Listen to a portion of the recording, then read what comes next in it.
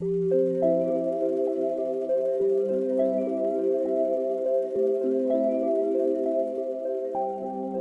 are the children's books, please? In that room right over there. Would you like me to pick you out one with lots of pictures in it? No, thank you. I'm sure I can manage.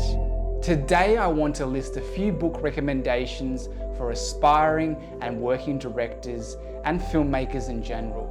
This isn't an ultimate list or anything, merely some suggestions that have inspired, educated, and helped me along my journey.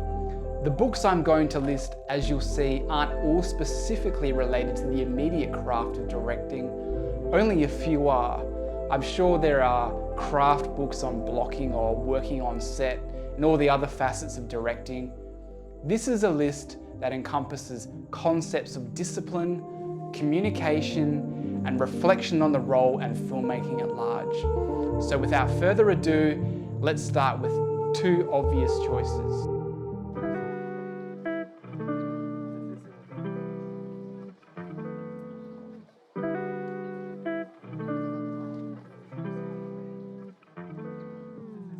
Judith Weston's Directing Actors and Intuition by Judith Weston. These books are fantastic. Judith Weston is like the Yoda of film directing education, especially when it comes to working with actors. Just take a look at some of her students. I was fortunate to study with Judith in Los Angeles many years ago, and it fundamentally changed the way I work as a director. Many filmmakers feel at home with the technical craft. Let's shoot this on an 85mm, but struggle how to guide an actor towards their best, most authentic performance. These books are incredibly well written, offering techniques that enhance performance-based direction, demystify the elusive magic of directing with clear, detailed insights, providing a stronger understanding of how to work with actors. She also explores intuition in a fascinating way, an essential skill for any filmmaker to sharpen.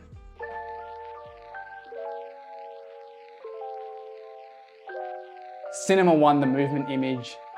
Cinema 2, The Time Image, written by philosopher Gilles Deleuze, are philosophical explorations of film in relation to time and movement. They are dense.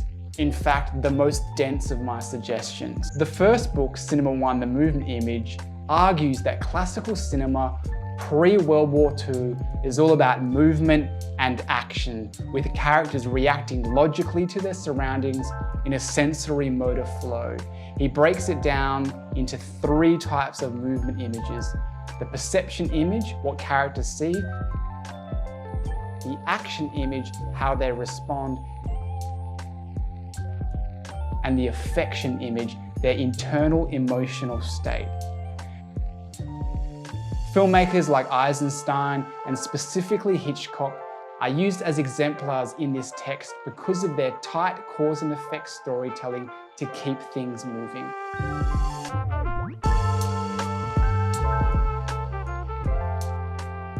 Cinema 2, The Time Image. So while Cinema 1 focuses on pre-World War I cinema, we move to post-war cinema with the second book. Deleuze argues that post-war cinema moves away from classical, movement-driven storytelling and introduces the time image, where time isn't just tied to action anymore. These films break traditional cause and effect logic, unfolding in a more fragmented, dreamlike or meditative way. Long takes, disconnected events, and passive characters who struggle to act define this style. Filmmakers like Tarkovsky, Antonini, and Ozu embody the time image, turning cinema into a medium of pure thought rather than just telling linear stories. So, together, these books reframe cinema as a philosophical medium, showing how film evolves from an action-based art form to one that directly expresses time and consciousness. So why are these books worth reading/studying? Because they provide a philosophical framework for understanding how films construct meaning beyond storytelling. Through the concepts in the books, you can make considered choices around composition, editing, and movement in service of story. Dip your toes into the poetic and understand what lies beyond the conventional and lives in the experimental. If you treat film as something more sophisticated than entertainment, but push for stronger philosophical underpinnings in your work, then you can encourage a deeper conversation with the text and the audience engages with that. I did warn you, they are dense.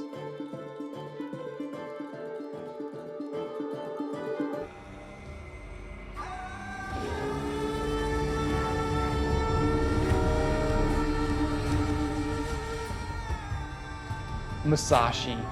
This is one of my favorite novels, and I try to read it every 5 years. Musashi is one of the greatest samurai stories in Japanese literature, written in the 1930s. In 1965,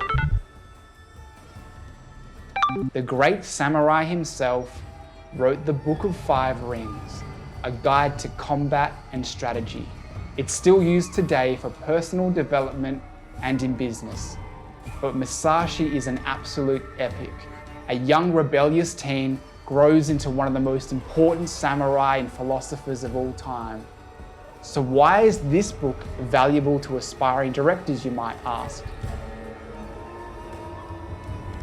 Aside from being a cinematic tale with a character arc of epic proportions, mirroring the structure of great classical screenplays with both internal and external battles, it's also about Musashi's relentless pursuit of perfection. He begins as an undisciplined punk, but evolves into the ultimate dedicated student of life and the sword. This journey parallels that of a filmmaker or artist, a lifelong pursuit requiring discipline, focus, and a consistent commitment to learning.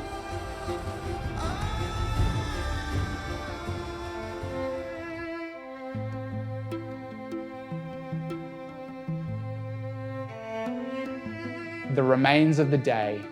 This novel follows an English butler reflecting on his past as he journeys to meet a former housemaid. It dives into the life of working as a butler at a prestigious estate with remarkable detail, but at its core, it's about a man slowly coming to terms with his failings and the painful truth of living in denial. It's fantastic, and best of all, can be read in one day. The book was adapted into a film in 1993 starring Anthony Hopkins and Emma Thompson, and it won the Booker Prize, and let me tell you, there's so much a filmmaker can learn from this masterpiece. As someone who values subtext and restraint in storytelling, this novel is a masterclass. Everything sits beneath the surface. It's implicit rather than explicit, building tension steadily. It's a brilliant example of how subtext can convey emotions, something that works so well in cinema. It demonstrates the power of a subjective lens in storytelling, showing how a biased, unreliable narrator can distort reality. We, the audience, witness the growing distortion. The small moments carry immense weight, a gesture, a look. As filmmakers, we don't need to show off. Subtle, quiet use of film language can deliver just as devastating emotional blows, especially when the tension builds patiently and we let the fuse burn.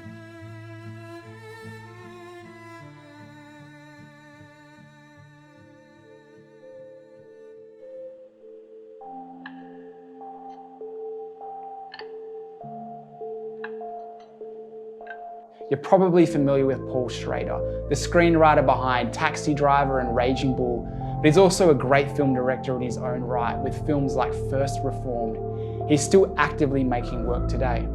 This book is one of my favorites. It was written years ago, but there's a new edition that I'll talk about later.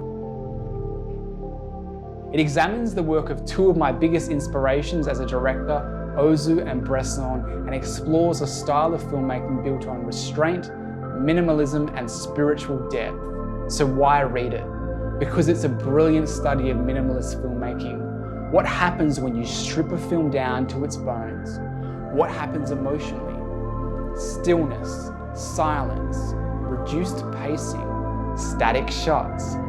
The more you explore what happens when you alter the form by slowing it down, the more it opens a new pathway to something spiritual. These restrictions embraced by all these directors allow a deeper artistry to emerge. What happens when you create a near meditative state through how you shoot and edit?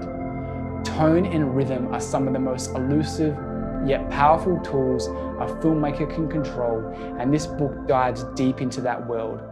It pushes back against the relentless pacing of traditional Hollywood structure. Can stillness substitute for a barrage of story beats? While films using this approach often sit outside mainstream commercial cinema, you can still see these techniques influencing bigger movies today. When you read it, make sure you track down the 2018 version, rethinking transcendental style, not just the 1972 edition. Schrader's updated introduction expands the conversation to include filmmakers like Tarkovsky and one of my favourite modern directors and inspirations, Nuri Bilge Ceylan.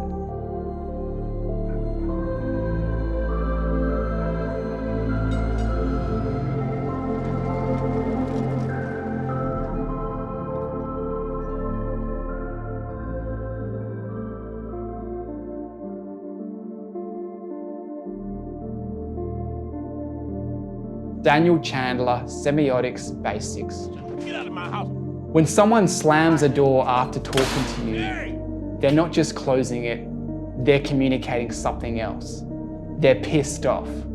As filmmakers, directors especially, but really across all departments from costume to makeup to editing, we're always constructing meaning. We're always communicating. Having a basic understanding of semiotics can massively improve the level of your filmmaking. If you've already studied this or have a solid grasp of it, you can probably skip ahead. But if not, here's why this text is so valuable.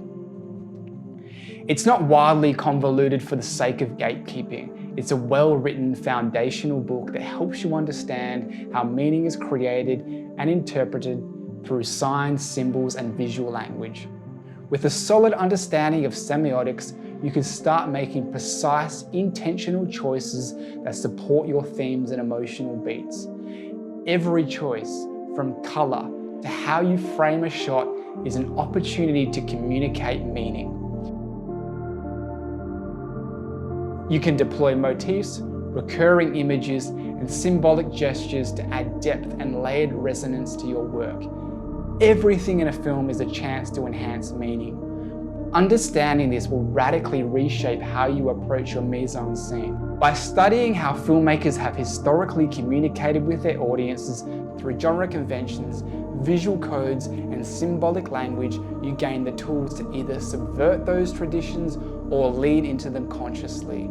In short, the better you understand how meaning is constructed, the more control you have over what and how you communicate through film language.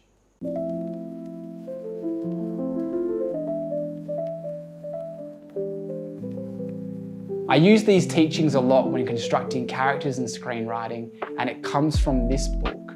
Susan Batson is one of the most respected acting coaches in the world, working with some of the biggest names in film. Nicole Kidman, Oprah Winfrey, Tom Cruise, Juliette Binoche, Beyonce and Chris Rock, just to name a few.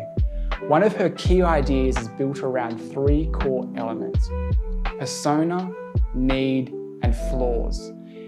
It's a way of understanding characters, not just through their actions, but through what they present to the world, the persona, what they're desperate for underneath it, their need, and what's stopping them from getting it, their flaw. Why read it? Susan Batson's Truth is a valuable book for aspiring directors because it provides deep insight into the craft of acting, helping filmmakers work more effectively with performers to create authentic, emotionally resonant characters. One night, she got up her courage and asked her father for something she desperately wanted. A book? What do you want a book for? To read. To read? Why would you want to read when you got the television set sitting right in front of you? There's nothing you can get from a book that you can't get from a television faster. Get out of the way. So why read books and not just watch YouTube videos? Quick content can show you what's possible, but real learning, the kind that changes how you see and what you create takes time. Reading forces you to slow down, it forces you to engage, to connect ideas, to sit with complexity instead of skipping past it. It's not just about picking up techniques, it's about reshaping how you think. You can't shortcut depth, you have to earn it. So Matilda's strong young mind continued to grow, nurtured by the voices of all those authors who had sent their books out into the world, like ships onto the sea.